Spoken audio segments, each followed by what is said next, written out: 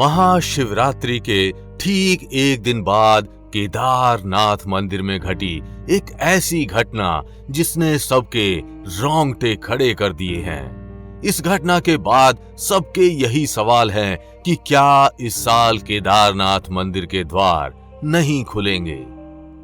देश के प्रमुख 12 ज्योतिर्लिंगों में से एक केदारनाथ मंदिर क्या इस साल बंद रहेगा और क्या इसका असर 4 धाम यात्रा पर भी पड़ने वाला है, क्योंकि महाशिवरात्रि के बाद यहाँ एक ऐसी भयावह घटना घटी है जिसकी किसी ने उम्मीद भी नहीं की होगी। तो आखिर क्या है वो घटना जो देश भर के तमाम शिव भक्तों के लिए बुरी खबर लाई है। आखिर क्या है पूरी कहानी, जानने के लिए वीडियो को अंत तक जरूर देखिएगा, क्योंकि वीडियो के अंत में हम आपको केदारनाथ मंदिर के उस चमत्कारी ज्योतिर्लिंग के दर्शन करवाएंगे जो पिछले 400 साल तक बर्फ में दबा रहा। तो आखिर क्या है उस अद्भुत ज्योतिर्लिंग की कहानी और केदारनाथ का ये पवित्र धाम अपने अंदर कितने दर्दों को समेटे हुए है, आइए जानते हैं। लेकिन वीडियो शुरू करने से पहले जय बाबा केदारनाथ कमेंट करना बिल्कुल भी मत भूलिएगा। भगवान केदारनाथ की कृपा आपके घर परिवार पर सदैव बनी रहेगी। काला जादू हो या शनि की 7.5 होंगे हर कष्ट दूर, आएगी जीवन में तरक्की। अपने घर परिवार और संपत्ति को हर बुरी दृष्टि से बचाने के लिए आज ही मंगवाएं मंत्रों द्वारा सिद्ध नजर सुरक्षा कवच। दरअसल महाशिवरात्रि के अगले दिन केदारनाथ धाम में हुई बर्फबारी ने पिछले सारे रिकॉर्ड तोड़ दिए हैं। स्थानीय निवासियों के अनुसार ऐसी भयानक बर्फबारी उन्होंने पहले कभी नहीं देखी। इस भयानक बर्फबारी ने केदारनाथ मंदिर को पूरी तरह से ढक लिया है। रास्ते ब्लॉक हो चुके हैं और मंदिर तक पहुंचना लगभग दुर्लभ हो चुका है।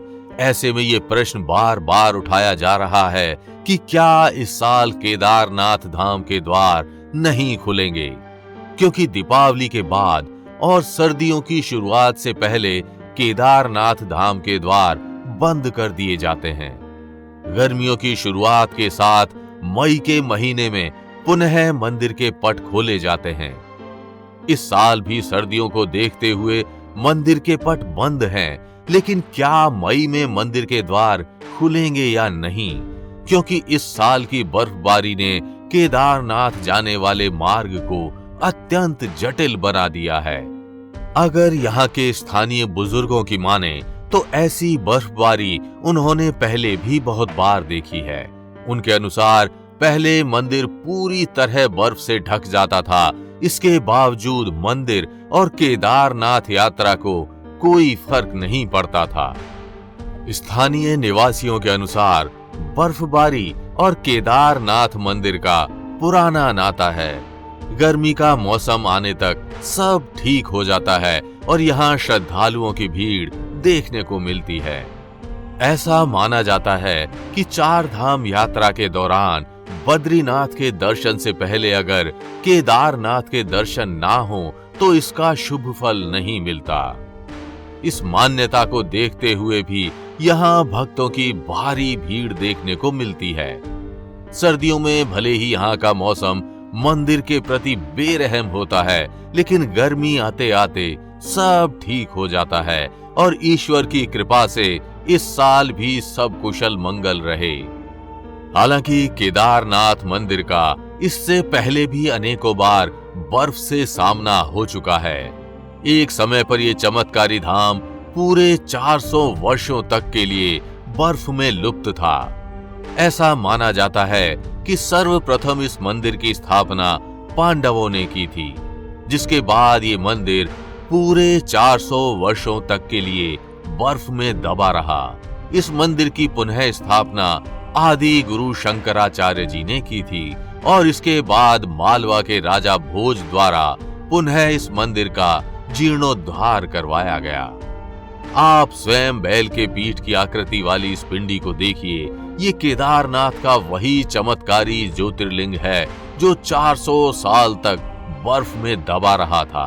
आखिर केदारनाथ मंदिर का ये अद्भुत ज्योतिर्लिंग बैल की पीठ के आकार का क्यों है और क्या है इस अद्भुत ज्योतिर्लिंग की कहानी, आइए जानते हैं। ऐसा माना जाता है कि महाभारत युद्ध के बाद पांडवों पर हत्या का पाप चढ़ गया था और इसी पाप से मुक्ति के लिए वे महादेव का दर्शन करना चाहते थे। लेकिन महादेव पांडवों से रुष्ट थे और वे उनसे मिलना नहीं चाहते थे। कहते हैं कि महादेव की खोज में पांडव काशी की ओर निकल पड़े, लेकिन महादेव वहां से अंतर्ध्यान हो केदार में चले गए। जब पांडव केदार पहुंचे तो महादेव बैल के रूप में पशुओं से जा मिले। जब भीमसेन ने महादेव को पहचान लिया तो महादेव धरती में समाने लगे। ये देख भीम ने उनकी पूंछ पकड़ ली और महादेव को धरती में जाने से रोकने लगे। महादेव को पांडवों का ये दृढ़ संकल्प अच्छा लगा। वे प्रसन्न हुए और उन्होंने दर्शन देकर पांडवों को पाप से मुक्त कर दिया। ऐसा माना जाता है कि बैल के रूप में महादेव ने अलग अलग स्थानों से दर्शन दिए। जैसे उनके धड़ के ऊपर का भाग नेपाल के काठमांडू में प्रकट हुआ, जहां उन्हें पशुपतिनाथ के रूप में पूजा जाता है। ठीक उसी प्रकार उनकी भुजाएं तुंगनाथ में, मुख रुद्रनाथ में, नाभि मदमहेश्वर में, जटा कल्पेश्वर और पीठ केदारनाथ में प्रकट हुए। तुंगनाथ, रुद्रनाथ, मध्यम महेश्वर, कल्पेश्वर और केदारनाथ को पंच केदार के नाम से भी जाना जाता है। जिस प्रकार सर्दियों में बद्रीनाथ के कपाट बंद हो जाने के बाद भगवान बद्रीनाथ की पूजा जोशी मठ के नरसिंह मंदिर में की जाती है, ठीक उसी प्रकार केदारनाथ के कपाट बंद होने के बाद उनकी पूजा उखी मठ के ओंकारेश्वर मंदिर में की जाती है। उखी मठ को भी एक महत्वपूर्ण तीर्थ स्थल माना जाता है, जो रुद्रप्रयाग से तकरीबन 41 किलोमीटर दूरी पर स्थित है। सर्दी आने से पहले केदारनाथ और मध्य महेश्वर से मूर्तियों को डोली में रखकर उखी मठ के ओंकारेश्वर मंदिर में स्थापित किया जाता है और सर्दियों के मौसम में इनकी यहीं पूजा की जाती है। ऐसा माना जाता है कि बाणासुर की बेटी उषा और श्री कृष्ण के पौत्र अनिरुद्ध की शादी यहीं संपन्न हुई थी।